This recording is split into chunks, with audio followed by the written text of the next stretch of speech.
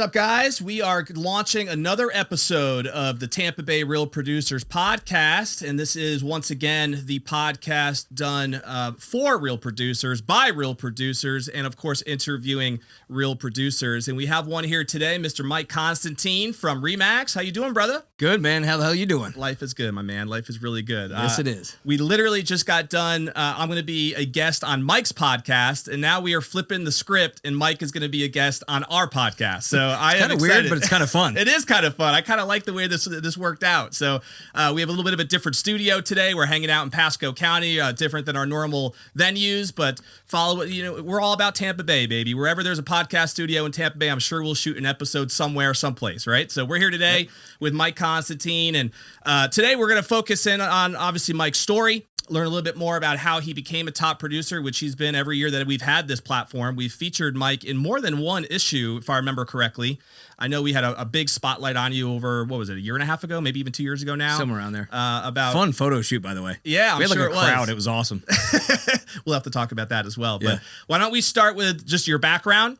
How you got yourself into Tampa, whether you were brought up here, came here for a different reason. I know you served as well. So let's talk a little bit about that and what that might have taught you.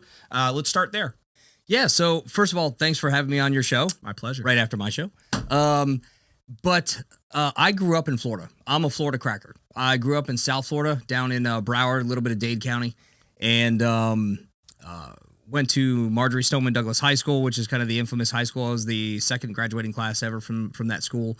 And then from there, I went into the Marine Corps. So I planned on being a lifelong Marine. I got injured in my 6th year. This shoulder right here is basically bionic. I've had surgeries on basically every part of this arm. It still looks good, though, bro. You're all cut up and I'm ripped. trying, man. I'm trying. I'm holding on for my Al Bundy high school letter still, So, after the Marine Corps, couldn't make a career out of it. Once I got injured, it was just, something I couldn't do the pull-ups and stuff anymore for quite a while. Now I can. But I got into the world of selling furniture to celebrities, of all things. Interesting. So I was working at a place called Carl's Furniture off of A1A down in Boca Raton. Okay. My uncle had worked there, and he's like, hey, you need a job? You just got out of the Marines. I'm like, yeah, sure. What the hell? Let's go have some fun. Yeah. So I had clients like Anna Kournikova, Jimmy Johnson, Don King. Wow. Don King was awesome. He came up in a green Rolls Royce. Right, he had a building right off A1A. Said only. He would have a green Rolls Royce, wouldn't he? He was with dollar so signs down the paint is what I'm imagining. But he was actually one of the nicer ones that came in, because there were some that I won't talk about that were not so nice. Yeah. But I got into that, did really, really well, but it wasn't what I wanted to do. Yeah. And so I went ahead and I got a call one day from a buddy of mine from high school that was also in the Marines, and he said, "You've got to meet my girlfriend." So I drove down to Miami Beach, hung out, and she recruited me into the world of mortgage and finance. Okay. So I ended up working for HSBC International. Okay. Worked for them from 2002 through 2000, I believe it was 6 or 7. Okay. And they had like 30,000 mortgage originators, and I very rapidly I was the number 17 in the entire company. Nice. And so I was like, all right, cool. I love mortgage. I love finance. And then the economic crash came. Yep. So HSBC shut down U.S. operations. And I came to Tampa through HSBC, through their management program. They wanted me to come to Tampa, manage their branch in Port Richey. My father had already lived in Palm Harbor, so I was like, all right, cool, let's go to Tampa. It's a change of pace. I'm kind of done with South Florida anyway. Yeah. And from there, when HSBC shut down, I got a call from Fifth Third Bank, worked for them. And then JP Morgan Chase came calling saying, hey, we're opening up all of our branches through Naples through Brooksville. We want you to be part of our new build team. Okay. So I ended up opening up branches, literally driving every day, going Fort Myers, Naples, whatever. And we would just throw these great parties and have a good time. And then I would have to train what's known as the platform staff, which is going to be your investment advisors, your tellers, your branch managers, your assistant managers, things like that, to do what's called working the lobby in the banking industry. Didn't really care for that. Banking is banking, and some people are really, really good at it. I'm not cut out for conference calls. Right. I'm one of those people that just calls a spade, and we'd be on conference calls, and then I'd get a call from HR like, Mike, you need to be nicer and kinder to people. I'm like, no, the guy's an idiot. He's talking about stuff that we weren't even be talking about at 7:30 in the morning. A little different than the Marine culture, I think. Slightly. Yeah. Slightly. A little different. My military side came out a little bit. And so then, once that happened, I just love real estate. You know, I really, really loved real estate. You know, in my senior year of high school, I was homeless for a short period of time. And so for me, putting a roof over someone's head means more to me than probably most others that haven't experienced that. And so I got into real estate, and then just from there took off, you know. So did you get licensed and start dabbling in real estate while you were still in the banking industry, or did you already like quit cold turkey and said, I'm out of here? Put all my chips on the table. From day one. I'm not a person that does, I don't want to half-ass anything that I do in life. Yeah. So for me, it was all or nothing, which was really terrifying. You know, fortunately in the mortgage and banking industry, I had built up, you know, a little bit of a nest egg, and had, you know, my wife and my 2 kids at home, and they were very, very young at the time. And it was scary. Yeah. You know, I didn't get a paycheck for 8 months. Yeah. You know, it was literally just pulling from savings, pulling from 401k when the savings ran out. Yeah. And then once I made that first sale, you know, which ironically enough is to a guy that actually works on my team now. Oh, wow. Yeah, he's awesome family, and they gave me an opportunity. They're like, look, we know that you know your stuff. And I let him know. I'm like, hey, this is literally my first deal. So I'm going to be consulting with other people to make sure that everything is correct. Yeah. And that's how I learned, just by That's awesome. sweat equity. I knocked on every single door, I want to say, in Trinity when it first started. Yeah. There was only like 4 neighborhoods built back then. Mm-hmm. And knocked on every door and just Was said, Champions Club one of them yet?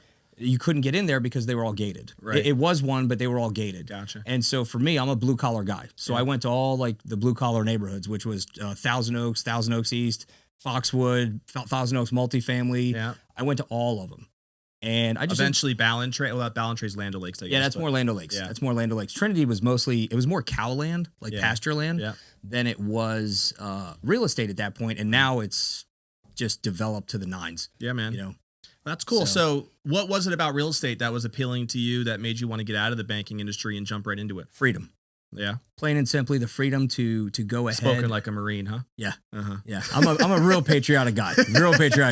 But the freedom to set your own schedule. The one thing I didn't like about mortgage and banking was, and I won't say which bank it was with, but I made a bank $17 million one year on their balance sheet. They brought me into an underperforming center after all the new builds were done. They said, we want you to be a branch manager.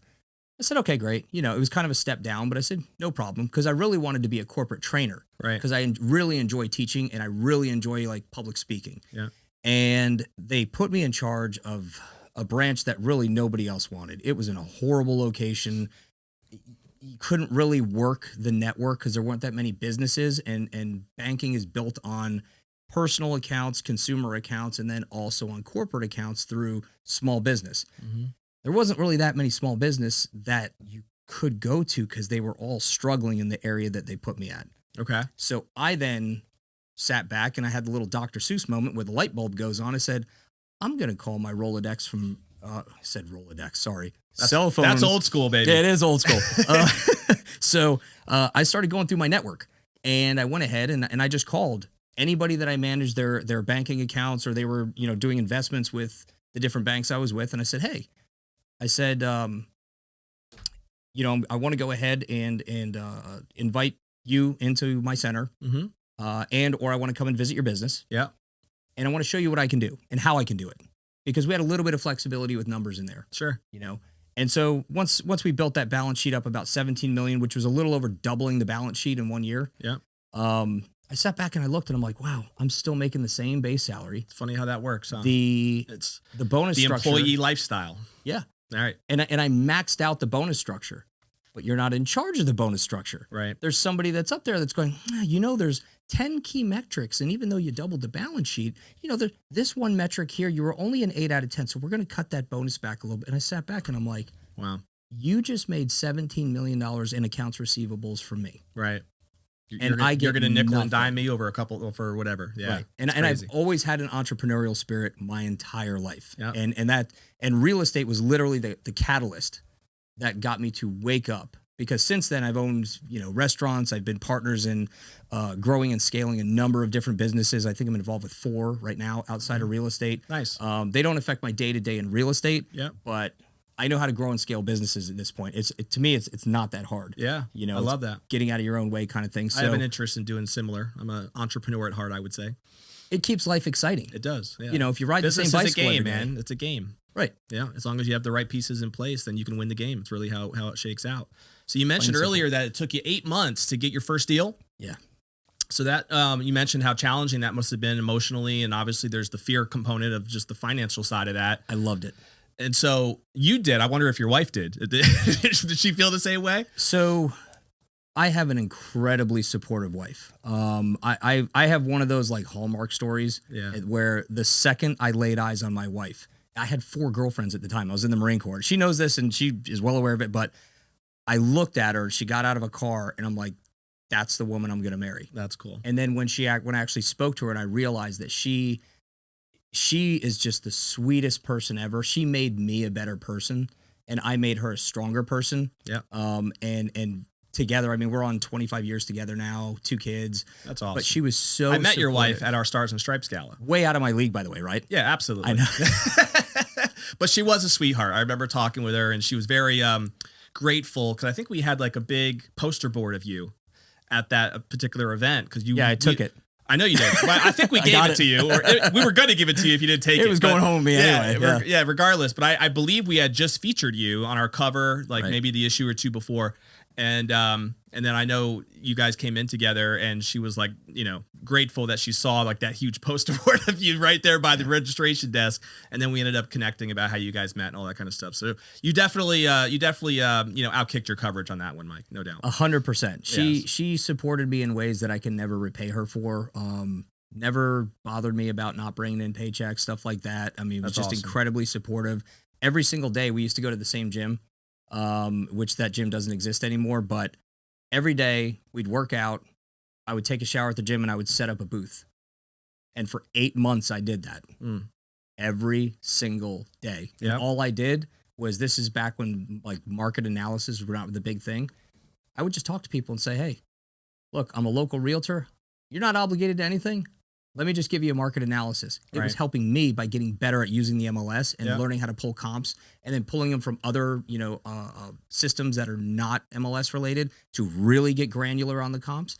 And it helped me to hone my craft so my listing presentations wouldn't be awkward. Yeah. Because that's one of the hardest things for a new agent is when they walk in and they just fumble through. Yeah. And I coach. Some people are horrible at their presentation skills and don't get a chance to practice it enough and don't have systems built for them to help them practice it and get good at it. Right. It's interesting, though. I think a lot of people who get into real estate get their first couple of deals anyway from friends and family, right? Mm-hmm. Whoever they know, just to get the traction going, get it flowing. You not being from this area, I know you said you had your dad living in Palm Harbor, I guess, at the time, but it doesn't sound like you had that going for you in terms of like the friends and family connections and network. You had to really get it going the old fashioned way, right? And build it up and get some momentum going. When you think about that now, like it might've been the strategy you just shared. Is that how you eventually got your first deal? To somebody through that booth? Or that's how I got basically all my deals for my first couple of years. Cause I didn't have friends. I didn't have a tremendous amount of family that were up here.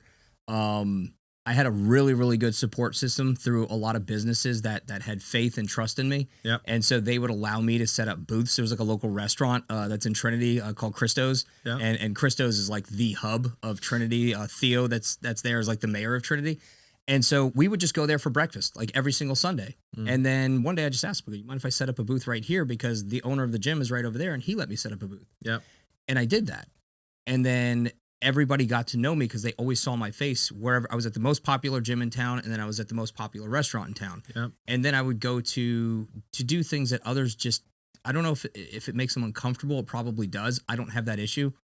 I heard no plenty times in my life and the word no doesn't scare me. Yep. But I would just go into other businesses, mechanic shops, chiropractors, didn't matter. Right. And say, hey, do you mind if I put my business cards here? Yep. Or if I put a flyer? And most of them are like, what's great is that you focused in on your area, right? Trinity seemed to be your bread and butter. That's where you were really, building your roots in. And it's obviously paid off, over the years now, how you've been able to build a brand in this area, which I want to dive into a little bit as far as that brand itself. I would say in many ways, Mike, you're known now as being like this great video guy, right? You've built out this funny series of videos where you have put yourself out there. You're not afraid to make fun of yourself. people really respond, and they're very engaging videos. If you guys aren't familiar with them, just follow Mike Constantine, and you're in for an interesting and a very, I would say, what's the word I'm looking for? Entertaining. Entertaining is a good one. Yeah. Entertaining follow. And they really are quality videos. So did that idea generate, like, what brought you there, I guess is the first question. Like, what got you to that space where you were like, this is going to be my way of really differentiating myself? Were there something else prior to that was also working for you before you got into it? How did that all, happen? My wife she still is a TikTok maniac. She's hilarious on TikTok, and she had a really big following. My aha moment was when I joined a local Remax office in Trinity. The owner of the brokerage at the time said, "You've got to do what your wife is doing." And I look, I've got a cartoon image because this mug is not going to compete with some of the, the good looking people that are on billboards and things like that. So I was like, okay, I don't want to do that, So, but I'm also not scared of getting on stage at like karaoke night or just having fun in general. I always kind of joke around and I'm very lighthearted. And so, I was talking with my wife one day and she's like, "Why don't you just try it?" She goes, "Just try it." Mm-hmm. And so I called up JL Video, which is Jordan Long, and I have a really creative mind. And all of my stuff I wrote myself. Nice. I did the everything but filming it. Mm-hmm. I wrote the script. I kind of directed it on how I wanted it to go, and we filmed 5 videos in one day. Okay. And the most famous one is my Forrest Gump one. Right. I've gotten calls, I think, from 8 different countries now, from agents. And the best thing about video is people connect and they love humor. Yeah. I get referrals to this day from people from Ecuador and United Kingdom. And I walked in, I knew it hit. I knew the videos hit when we were traveling into Montana. And we checked in to this hotel at the west entrance of Yellowstone on the Montana-Idaho border. And it's 11:30 at night. And the guy behind the desk goes, "You're the Forrest Gump realtor." And I sat there, I'm like, how did you know that? He goes, "My dad lives in Tarpon Springs and shared the video with me." That's awesome. And I sat back, I'm like, now I know video is how I need to go. And I've done different types of video. How long ago was that? Forrest Gump was 6 years ago. Okay. 6-7 years ago. Now, did it take you a while to get traction with followers and the things that you need to make video, highly effective? Mm-hmm. Did you see that happen pretty quickly, or was it really that consistency before you got to that level of awareness? So I don't care about followers. I know a lot of people like that kind of stuff. To me, it doesn't. I look at the number of views. Sure. Okay. So the way that I judge video content, and I am a Facebook stalker, so I will look at other realtors and I see, like, when they first start out, they have 200 likes or whatever, 150.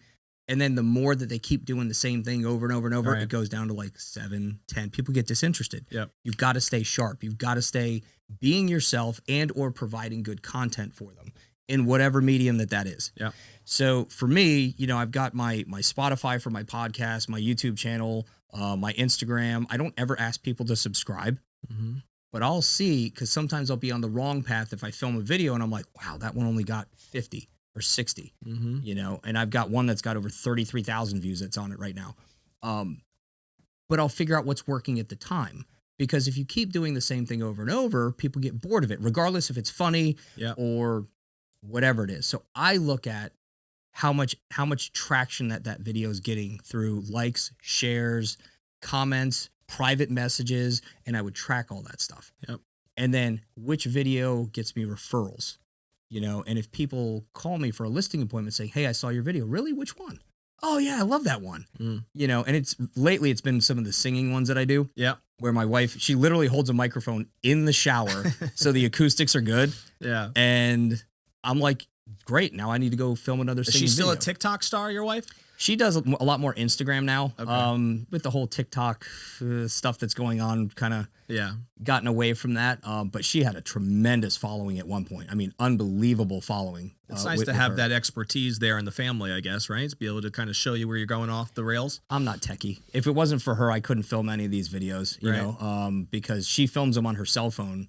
And they come out just as good quality as a professional production company, because these phones are insane. And she knows how to use every gadget that's on them. Yeah. And so, I'm very, very lucky to have her. That's cool, man. So that's now with your business today, I'm curious, like what percentage of your business would you say in some way has come as a spin-off of what you've done in this video creation world compared to just traditional build referrals, work the nuts and bolts as far as a real estate strategy? How do you think that's all come together? How would you analyze that? The only way that I can really quantify that is I don't pay for leads anymore. Yep. My first 3-4 years in the business, I was paying the big website companies to give leads. I don't pay for anything anymore, and my volume is still high. Yep. And so video allowed me to do that, and for me, it's basically free. It's nothing more than time and creativity, and the more content that I put out, that's different. And so I think any content is good content because some people are limited in what they know digitally, and they may not have the resource that I have in my wife, and I have to understand and appreciate that. What I would recommend to any agent is just be different, be yourself. Right. Because so many agents literally walk through a house and go, oh, there's a door, there's a window. Oh, look, hey, we're having an open house. It's amazing. It's bright outside. We're in Florida. Great. So is every other 500 agents running an open house that day. Do it differently. Do it with a little bit of spice to it. Even if it's something off the wall, embrace it, have fun. Just make it entertaining so people are going to want to continue watching your stuff. No doubt. Without making it repetitive. Same thing with... I think the key is you have found a way to make it fun, though, for yourself as well. Like it seems like to me when I've seen the ones, it's obvious to me you're enjoying yourself, right? I love it. You're having fun. You're out there building your brand, you're marketing, but at the same time, you're enjoying your business and having that come through, I think, is what people get connected to as well because it's genuine, and it's authentic. Most of my movie remakes kind of videos that I did, my clients asked to be a part of those. Yeah. And I still get those today saying, hey, if you list my house, I want you to do a music video, or I want you to do, a movie or a comedic skit or something. Sure. No problem. You want to be a part of it? Do your kids want to be a part of it? I had the guy from Christo's, his house. His kids wanted to be in the video. Done. It was hard to write a script that was like, with kids and everything. Yeah. But it was amazing because his kids were so good at it. They were natural actors, and it was absolute. The outtakes were hilarious. But yeah, it was great. So for me, like I embrace that when people want to be a part of my process.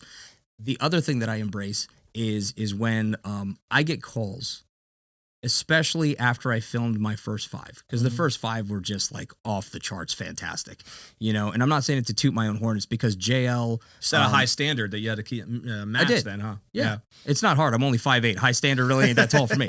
But JL did such a great job in helping me with those first 5 videos that it's hard to continue down that path. Yeah. So I constantly had to evolve and do different things. But to me, it's just being who you are. Allow people to see your personality because people want to do business with people that they like. For the most part, I'm not everybody's cup of tea. They're not mine. Yeah. I wrote an article about it for a local paper not too long ago saying how to choose the right agent. Are you looking for personality? Are you looking for experience? I could have all the experience in the world, but personality-wise, we may not be the right fit. Right. I'm a very direct person. I'm never going to sit here and sugarcoat something for you on an inspection report or, going over comps. I mean, I find that too many agents, when they go in, they're very robotic in what they do. Add some personality. Gotta be showcase yourself. Your talent. Correct. Yeah. And so if you want to hear more, by the way, about Mike's strategies, you're going to be a panelist, I believe, next month on our social media mastery panel, which will be at Whiskey Cake. I forget the date, but it's the 3rd Thursday in May that Mike will be there. So from 9:30 to 12, I'm sure we'll be promoting it on Facebook and everywhere else. So it would be interesting to dive more into some of your strategies. But I think hearing what you did here, that part of the story, we may or may not even get to that, during the panel next month. So that was cool. I was also curious about your experience in the Marines. Was there anything specific? I'm sure there's probably many things you can think of that you took from that you feel like has played a role in how you've built your real estate business. Yeah. Persistence. Okay. The Marine Corps will instill in you what you want to get out of it. There's plenty of guys that go in there and they just want to do 4 years and get out and they're just done with it. They're doing it. They almost think of it as like a sentence. It's just weird. My grandpappy was in it, so I got to do it and whatever. For me, I loved it.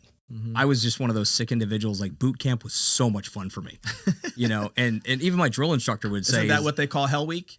Hell Week is more Navy SEAL training. Okay. That's buds. That's Yeah. buds. But Marine Corps, every week is Hell Week. Got you. You know, they actually say the average Marine can get through the buds training for SEALs. The differentiator is that the average Navy SEAL is basically the IQ of a Harvard or MIT grad. So that's where the Marines generally don't qualify.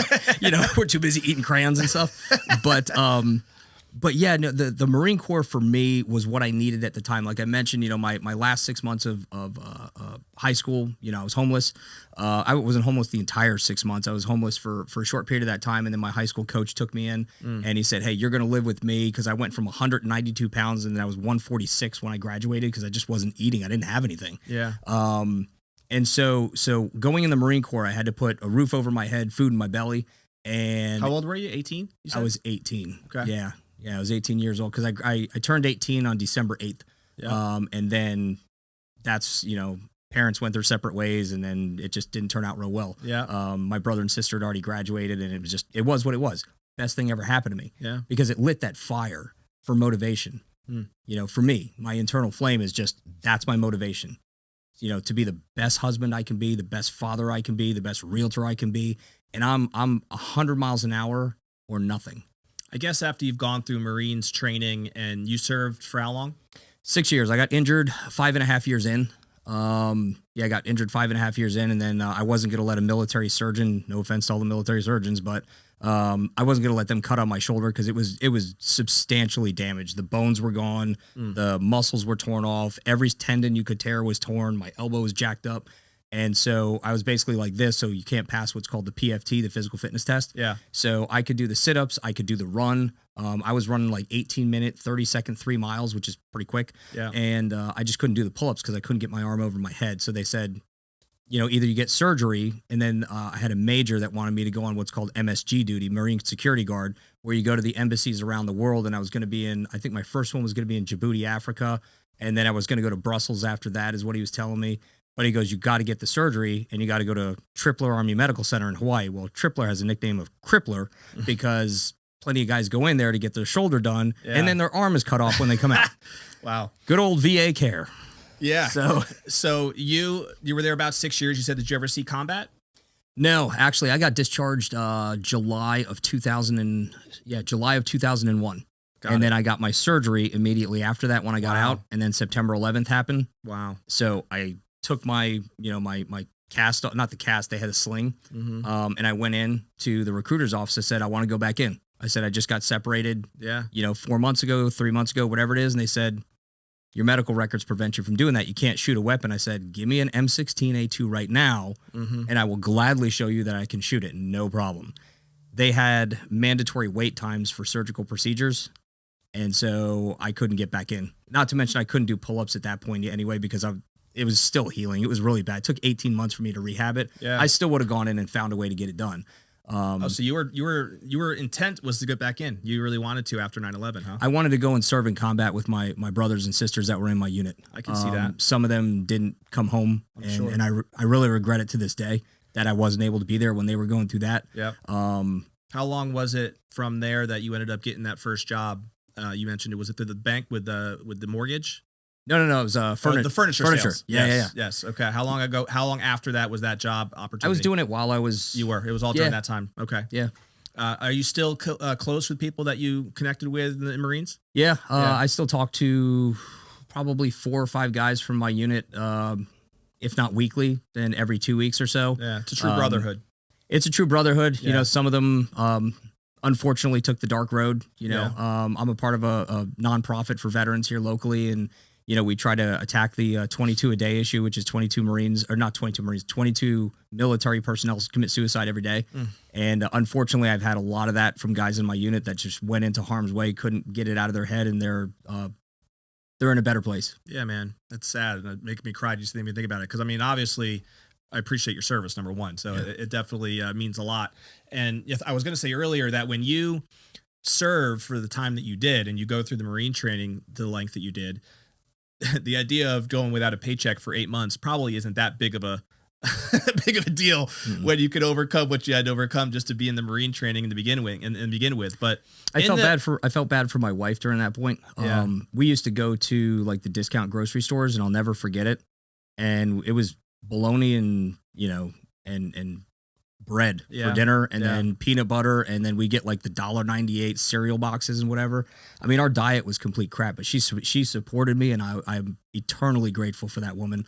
God bless. You got a great woman there. She never complained once, and it was awesome. And I don't forget about it now that I've gotten to a level to where, fortunately, we're very stable and don't have to worry about those things. But I also don't forget about it. You know, that internal flame in me, I'll never allow it to go out. Yeah. And then Mike is a top producer. Those of you who don't know, I checked it out earlier, did over 23 million last year in volume, over 55 transactions last year. What's been your best year in real estate so far? Do you know? Best year was 134 transactions and just under 35 million. Very sweet. 134 that's an animal year right there, man. It was a lot. So I scaled back my volume intentionally. Yeah. I just realized that I started looking around the landscape. Like I said, I'm kind of a real estate nerd, and I looked at other top producers that have been doing it for decades, and I don't want to come across the wrong way, but you can see it on their face. It's just worn them down. Right. And the amount of time that you miss from kids events, family events, because you can't.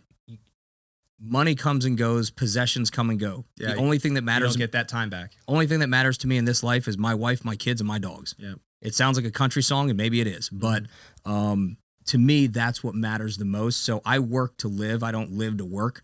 And so I want to make sure I cut that time out. Because when I was there was like 3 years in a row, I think I did over 100 transactions, and I was burnt. Yeah, that's a lot of work. And that was individually, right? That's not a team. One year I started a team. Yeah. The other two was me. Okay. And I just sat back and I was like, I can't keep doing this because I'm neglecting the people that mean the most to me. For sure. And so for me, you know, at what point is enough? You know, in the world of real estate, you meet a lot of people. Yeah. My favorite people to work with are the blue collar. Whenever I work with individuals, for the most part, and this isn't all of them, but a good majority, it's never enough. I mean, I've worked for people that are hundreds of millions of dollars, you know, mega mansions, things like that, and they're miserable because their work dominates their life. Right. And they can never focus on things like, you know, hey, you got that, you know, whatever. How often do you take it out and drive it? It's been 6 months. Right. Was that your dream car? Yeah, it sure was. Not the dream anymore, huh? Right. Yeah. It's just, I mean, how many dollars can you have to the point that's going to replace the experience of, you know, for me, I'm sure for you, you're a family man as well. Yeah. I can remember vividly, as soon as I scaled my business back a little bit intentionally, the look on my kid's face the day we took them to Yellowstone. Yeah. We went, you know, it was really, really cool, but, you know, they saw snow and then it was 80 degrees at the bottom of the valley. Yeah. And my kids were just loving it. And I wouldn't have done that 2 years prior. Right. And I would have robbed them from that experience and having that memory with their mom and dad. So to me, that's what means most. That's awesome. We just got back with my kids. We have 5 little ones now, and we just got back from Big Bear, California, and it was the first time that my oldest had experienced snow in Connecticut when she was young. She doesn't even really remember it that well, but she does vaguely remember it. But there was a massive snowstorm at Big Bear, and we were in a beautiful basically, it wasn't a hotel, but like a suite area, and them just playing out in the snow and having snowball fights and snow angels. Greatest thing ever. It was memories that I'll never forget. And they had going down the hills with the sleds, and we didn't even bring like enough snow gear, so we had to go out and buy boots and buy everything right there.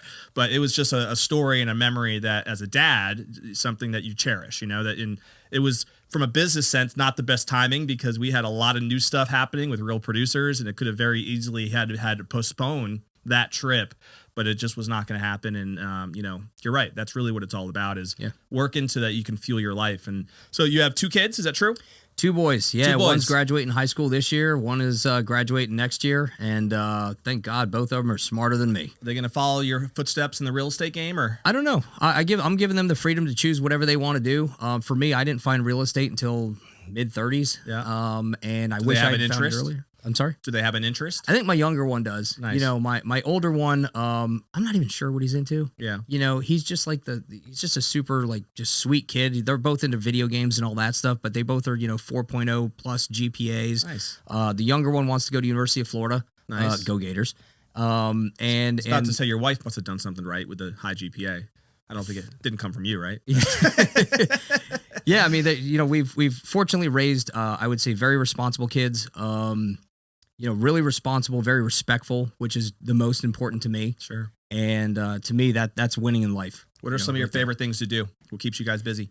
As a family or me individually? Family. Both. Both. Okay. So as a family, I just love traveling. Yeah. For me, we discovered our family niche about 8-9 years ago, which is we go places that we can ride horses in the mountains. That's cool. So took my kids riding through Montana. I like to RV, also rent an RV and drive through places. I think the best vacation we ever went on was in February of 2020 when the first mention of the pandemic came up. And part of what I did in the Marine Corps was logistical planning in the Pacific Rim. And I had to be extremely observant of everything around me. So if you ever talk to any of the ladies that are in my office, like I'll notice they got their hair redone before their husband does, or their nails, or they bought new shoes. I'm just really observant about things. So I would imagine attention to detail is rather important in the Marines. Yeah. Makes sense. Life or death. Makes sense. So I looked at my wife and I said, I think they're going to shut down air travel. Let's get the hell out of here. Mm-hmm. And she's like, are you serious? I'm like, I think they're going to shut it down. Yeah. So we took the last flight before they started doing the COVID swabs into Alaska. Wow. Rented an RV and for 12 days drove through Alaska.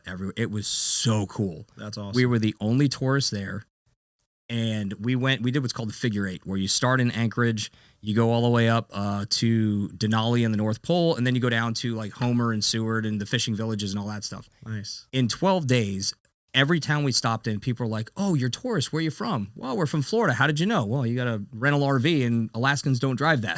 So we had people offering, oh, come in my plane. Just give me the money for fuel and I'll take you to the top of a mountain. We'll land on a glacier. I'll take you to, we went to an island off of Kodiak and we were literally 30 feet away from hundreds of grizzly bears. I looked at the guy, I go, do you have a pistol? I go, I'm a hunter. Do you have a pistol? He goes, you don't need one. What I didn't know is that the hunting guides in Alaska, if a grizzly bear runs at you, you run right back at it because all they understand is aggression. You do that with everything except for a sow with cubs. Huh. And I looked at the guy, I go, you are out of your damn mind. Yeah, I don't know how brave I would be in that moment because grizzly bears, I'm sure you've seen some of the Joe Rogan podcasts. He seems like he goes on a big grizzly bear. Lately he's been talking a lot about these grizzly bear incidents. And there's some mean sons of guns, man. I don't know if I would be able to just chase one down. They are. I'm not going anywhere near them unless I have a very high-powered weapon. Right. But going back to your question, favorite things to do. So traveling with the family, to me, we have a really adventurous family.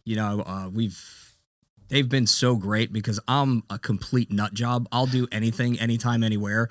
We jumped off the Swiss Alps, like with parachutes. You just run and then you just jump off. Nice. And my kids are sitting there and I'm like, holy cow, this is pretty cool until I realize how cold it is up there. Right. So that kind of stuff was fun. For me personally, I love to fish. I grew up fishing tournaments. I fish. I go hunting generally once or twice a year. You live in a good area for the fishing thing around here. Yeah. Mm-hmm. Yeah, I try, and that's another thing where I scaled my business back because I wanted to start going once or twice a week. Yeah.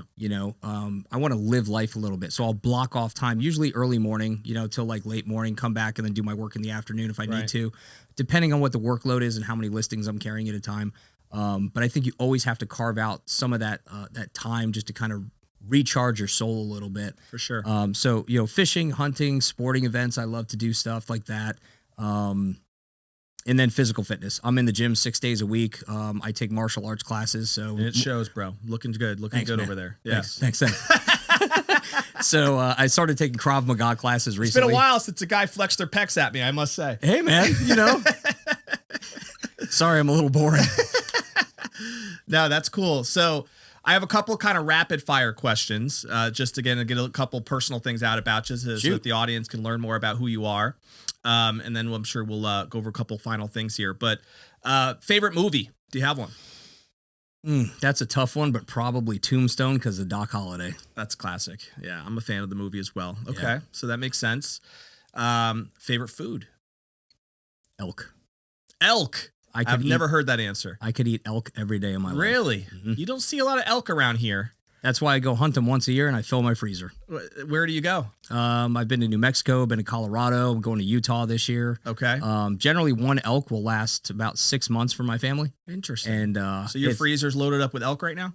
No, not right now. I probably got 3 steaks left. Okay. Right now it's filled up with grouper, snapper, white-tailed deer. Okay. But yeah, no doubt. Elk is the greatest meat on planet Earth. If you've never tried it, it's unbelievable. It's Oh, way dude. better than cow. I did not know that. Now I have something I have to add to my list because when I was in college, I ate venison for the first time, and my roommate, I went to Liberty University at the time, freshman year up in Virginia. My roommate was a Virginia Beach guy, and his dad was a really hardcore Southern redneck hunter, right? And his refrigerator was nothing but venison stockpiled, and then Miller High Life was the only 2 things in there, right? That was the whole situation. But yeah, I ate a crap load of venison. We were there, and I've had that at multiple places since, but never experienced elk. So Venison depends on where it comes from and how the meat is taken care of. So I was never a hunter growing up, ever. I had a really, really good friend of mine, a guy by the name of Seth Perry, runs a tinting company around here. I moved on to acreage, and he immediately called me. He goes, "You bought a house in that neighborhood?" I'm like, "Yeah." He goes, "We're hunting." I'm like, "Dude, I don't hunt." I go, I look at Bambi and what, he goes, "Trust me, you're going to love it." He goes, "Especially being a military guy. I prefer to hunt with a bow and arrow. Yeah. I think it's more fair to the animal. I don't like to be 400 yards away shooting something." Right. So I like the sport in it where you have to spot and kind of get up close to them or sit up, climb a tree and all that stuff. But it's just like a primal thing. You think of like when the cavemen had to hunt their own food and gather their own food. Totally. And that's ultimately my retirement goal, to either have a cabin up in like Montana and just grow all my own vegetables and source all my own food and fill my own freezer and just kind of live off the land. Yeah. It's a little cold out there, so I may have to readjust the geographical position of where I want to live, but Montana to me is heaven. It's beautiful up That there. place I've is spent some gorgeous. time at Big Sky before. It is gorgeous. Yeah. There's something different about that part of the country, no doubt. And the people are different. Yeah. You Everybody don't- was really cool, very nice, and the air. Nobody's different. doing this. There's no cell phones at every restaurant you go to. There's no cell phones when the cowboys are coming by on their horses and doing what they do. It's just, to me, it's like going back in time. Yeah. Alaska was even further back in time than that, but Alaska's way too remote. I'm not ready I just for that. remember getting out of the airport and the air just felt different to me walking through Montana. I've never been to Alaska. It's on my list of one of the states I got to hit up. I might have to have you talk to my wife because I wanted to get her on board with this RV idea. I wanted to You'll do the never same do thing, anything else. and I'm fired up to do it. I want to take a summer trip. I'm a big sports guy, so I want to do like a trip where I can take the boys to like baseball stadiums all summer on an RV and just travel around the country. She's not quite on board yet, but we're getting there. The only hard part about convincing the wives to do RVing, and this is not all wives, but I'll speak from my experience, is an RV shower. Yeah. So for me in the military, I didn't care. I went for Right. weeks at a time in the jungle without being able to shower. Yep. And in an RV, you basically hit it, you get wet, you lather up, you rinse off, you're done because you're limited on the water supply that's inside the tank. Yeah. And if mom's taking a 10, 15-minute shower, there's no water for anybody else. And then you got to go to a dump station to wash out the water and refill. It kind of sucks. Tricky. That could get tricky. But it's the best thing it's literally the best type of travel because it doesn't limit you. You go on a cruise, you pull into port, you can only see what's at that port. No doubt. You're in an RV, you go over whatever the hell you want. Yeah. And I enjoy just driving. I enjoy just everything you see on the road. So, I mean, to me, that would be a blast. I'd have fun with it. do the South Dakota all the way to Montana. That's the best RV trip ever because you go through Wyoming, Montana, Idaho. It's so cool. Yeah, no doubt. It's There's so only about 12 more states, I think. Maybe, I forget now. I think it's 12 that I have not been in yet in the U.S., and they're all kind of in that Midwest area. I've always flown over them and never really drove through them. So that, other than Alaska, is on the list. Favorite book or author or seminar that has made an impact on you personally or on your business? Probably author would be Dr. Ken Blanchard. He does all like the, Who Moved My Cheese, stuff like that. Yep. Best book that I still read probably once a year is The Millionaire Next Door.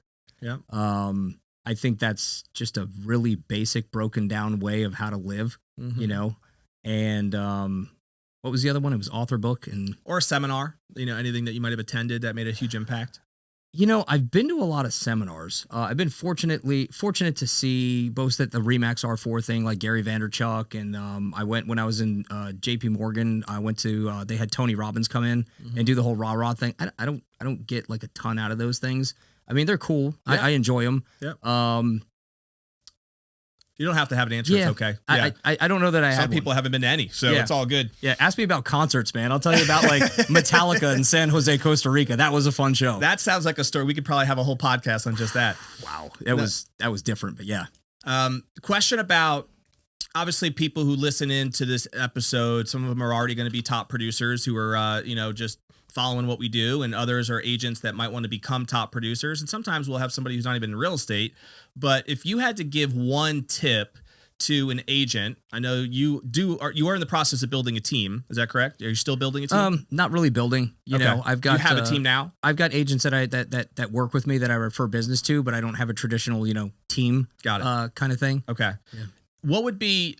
And I mentor more agents than I ever had on a team or anything like that. So Gotcha. sorry to cut you off. Well, you're there. mentoring right now through this episode. So all right. If you had to share a tip, what do you think is the most important thing for an agent to do if their goal is to get to be a top 500 producer in Real Producers? What would be one tip? So one tip would be learn by observing. Mm-hmm. I think that is something that is desperately needed in the world of real estate. So my experience, when I started out, I learned by watching a team leader. I learned by watching individual agents that were in the office I was in at the time, but I also learned what not to do. I started out at a different brokerage in Palm Harbor, and within 2 months, I'm like, I can't be a part of this place. It just wasn't me. It didn't feel, it wasn't a good fit for me. It could be a good fit for other people, but it's just not a good fit for me. So learn from observing, because you can learn a lot just by watching. You can learn a lot by playing YouTube videos of different real estate companies throughout the country, how they do it, how they market. Join every networking group that you can on social media. I have learned so much from agents that are in other states. We talked about one from Missouri, California, Colorado, a mega team agent out of Colorado. I used to talk to him every day for like a month, and we would share ideas. He found me from the Forrest Gump video. And so he called me and he's like, dude, that was killer. What did you do? How did you write it? What did you do? And I said, well, tell me about how you scaled your team. Cause this guy was doing 500 million a year. Wow. And he was in like rural Colorado. He wasn't in like the glitzy $1 million area. He was doing a lot. And he had like 10, 12 agents on his team, stuff like that. I don't ever want to run one of those mega teams. I mean, God bless them. Let them do what they want to do. Yep. I don't want to do that. I'd rather, have the time now that I've gotten to that point to where I can spend the time with my family, do what I need to do, sell as many houses as I can, but still provide that individual attention that I want to be able to provide to all my clients. No doubt. So for new agents, I think learning by observing is key. Whether Observing it's and finding a team that you can fit in with culturally, that you're comfortable with, and there's at least somebody in there that can take you under their wing, sure, and be able to show you the ropes, right? And be able to you got to be help build. persistent. And then the hardest part for me of the observing side of thing was put your pride aside. I'm a very prideful person, and I'm a very confident individual. Yeah. And that's something that you have to put aside when you are in the learning process. If I came to learn how to run a magazine, I'm not going to walk in and be like, Don, you're screwing this whole thing up, man. You got to do this, this, this, this. Right. You got to sit back. You got to observe, and you got to absorb that information. Because right now we're in the age of these things where you can just sit there, click, I want it, click, I want it, click, I want it. Yep. People's attention spans are incredibly short. Yep. And so, for me, I'm very out there. I can talk a lot, but I also know when to shut up, and I know when to listen. And if you ever see me quiet, that means I'm learning. Yeah. At your whiskey cake, Yeah. The commercial one we did most recently. Yep. I don't think I said a word the entire time, which is hard for me, by the way. But the panel that was up there, I mean, you had Alan Crumley. I know the names. I'm just trying to think. They were 40 years in. They were 40 years in, 30 years in, who used to work for Alan. Mm-hmm. The other guy that was like 25, 30 years in. Yep. And then I was just sitting there. I was like, wow, there's so much experience on that panel. Yep. And then I looked around, and I look around the room at times, and I'd see people having sidebar conversations that went there to learn. I'm like, you're not going to learn. Or they're in their phone. Yeah. Right. Right. Yeah. I get it. Take advantage of those opportunities because that's what they're there for. Yeah. It's good advice. 100%, man. I'm going to end with this. This is one of my favorite questions. I think you get some interesting answers, which is at some point, of course, your real estate, even though this is a business that you might never leave, right? But at some point, I think we all tend to care about what legacy we're forming, right? What do we want to be known for when the end of our days does come. What's most important to you, Mike, about what you want to be known for, whether it's in the business or maybe it's not even business related, but what's the type of legacy that matters the most to you? That's a deep question, man. I know. For me, I went to lunch with a title guy 2 hours ago before we came in here. I always joke that, on my tombstone, I want to say at least he wasn't boring. I like to leave a positive impact wherever I go. If I'm walking in my office, everybody knows that Mike's in there because I like to go in, joke around, try to make everybody's day better, as good as I can. As far as a legacy goes, all I can think about is if you've ever watched The Last Lecture. Yeah. It's a great book too. Yeah. Yeah. So The Last Lecture, from Dr. Randy Pausch, he always said, I want to be a Tigger, not an Eeyore. Mm. And I think about that every single day because you see how people can suck your energy away when they walk in and it's like, my deal fell through. I don't know what's going to happen. And I'll just sit there and be like, you know what? Today's a great day. Right. You know what's good? Is now you got time to spend with another client. No doubt. How good is that? Yep. Or what happened during that deal? Now you can learn from it so you don't repeat that same mistake. Even if it wasn't your fault. Maybe it was the other agent. Maybe the client did something. But you can always find ways, and through that, for me, legacy-wise, be a Tigger, not an Eeyore. I love that. You're definitely no ER, Mike. You have a lot of energy when you come into the room. There's no doubt about it. And I never will be an Eeyore. I will leave one tip, not related to your question here, that I think is invaluable. Okay. And this is going to be for top producers, and this is going to be for the brand new ones. The one thing that you can never do is sacrifice your respect for yourself in this world, in this industry, in this world, anywhere. So I learned from one of my masterminds with agents across the country. We started developing at what point do you stop a client if they're being disrespectful towards you? Because I've walked into listing appointments where one of the spouses is just flat out nasty. Yep. Or even if you're under contract and you represent the seller, and just because you work for them as a listing agent doesn't give them the right to disrespect you. So we came up with, a way to combat that. And this is where masterminds are amazing. So if I ever get somebody that I feel is crossing the line, I simply close my laptop if it's open, put it in my briefcase, put it on my shoulder, and they look at me like, what is he doing? And I just look and I say, you know what? I'm sorry. Mm-hmm. It's my fault. I gave you the impression it was okay to talk to me like that, and I'm letting you know that it's not. Mm-hmm. When you're ready to have a conversation that's respectful and talk about the sale of your home or whatever we're talking about at the time, I'm more than happy to come back. Have a nice day. Mm-hmm. It's not rude, but what it does is that the spouse that was being rude is now going to hear it from the other spouse. Sure. You were so rude. That was embarrassing. I can't believe you did that to him. And then it turns into a more cohesive and productive relationship with the client. Right. Now, on the flip side of the coin, if they can't get past that, that's not somebody I want to work with anyway. And I know it's hard for a new agent to say to fire clients and stuff. Right. But it's a good feeling when it's somebody that's just really, I would say they occupy space inside of your head. When you're trying to go to bed at night and be like, God, that person's such an idiot. When I'm trying to relax at night, I want to think about my family and what's good in life and those kind of things. I don't want to be sitting there thinking, man, that guy was an idiot, because now they own me. Now they're inside my head. So I'm sorry. It's my fault. Yep. I've had similar approaches with different business. It's all about positioning, really. And the way you positioned yourself is that your time is just as valuable as theirs, right? You're there to serve, you're there to help, but you're not there to be below them. It sets the boundaries too. In any way, shape, or form. So I love it. Great tip. We're going to, I guess, end on that note, but I always try to end every episode with this thought, which is, what's one action step that you could potentially take? Might be an idea that you heard Mike talk about today, which could be video. Maybe you're somebody who's been thinking about video, but you just haven't pressed that play button for some reason because you're too intimidated to do it.